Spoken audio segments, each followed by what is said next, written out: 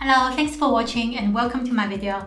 My name is Doris Lee and I was born in China, but I have been living in Australia for over 10 years. You can think of me as a guide to your China marketing. This is video 2 in our series. If you haven't watched video 1, I highly recommend you to do that. In the last video, I talked about China's city tier system and the various markets within the country.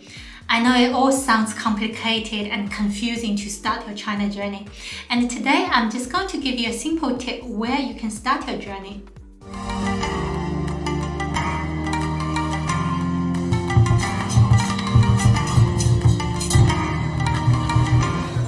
You might not believe this, but I always tell my Western clients that why don't you start your journey in your home country? If there's enough Chinese migrants, international students and tourists, it will be a great place for you to start. Yes, the size of the community might be quite small compared to the consumers in China. However, the good thing is the budget you need to reach that group of audience is way smaller than the budget you need to actually go into China. And it provides you the opportunity to set your foundation right for your China journey. This approach will allow you to test your products, define your key messages for the China market, set up your communication channels, and also create word of mouth. I know that you have already got a big group of consumers who love your products, which make you very proud and confident in your product. However, that doesn't mean that the Chinese consumers will love them too. There are a number of factors that you actually need to think about. For example, the product flavor, product color, and most importantly, is your product culturally appropriate for the China market? Let's talk about some examples. Say if you are a brand that's doing instant pastas and your consumers are crazy about your olive and caper sauce, but you may find the Chinese consumers not too interested in that flavor, and you may need to think about something more creative for this market. Sichuan beef, for example. Or if you sell souvenir hats in the Australian green color and with those cute koala bears on it, and you know that the Chinese tourists love koala bear. So it would be very confusing for you when you realize that they are not selling to the Chinese tourists. In fact, there's a saying in China, wearing the green hat is actually a metaphor of your partner is cheating on you. So you can imagine that no one would want to wear a green hat. And here you go, something you probably would never think of if you don't have that cultural background. Another common mistake that global brands make is to directly translate their global messaging strategy into China.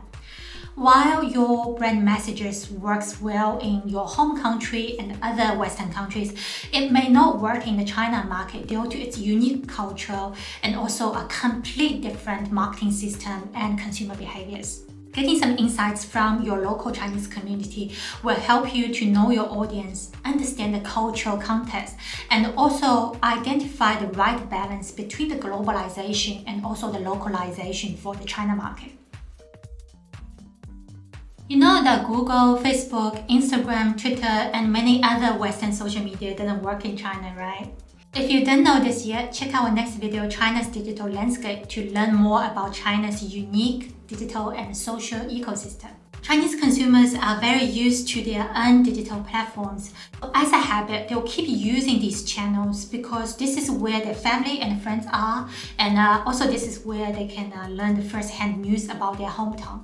So to engage with your local Chinese community, you can't rely on Facebook and Instagram. You need to identify and set up the most suitable Chinese social channels. This gives you the opportunity to learn about these channels, develop your skills, and also get your online Chinese content accessible before you're ready for your China market.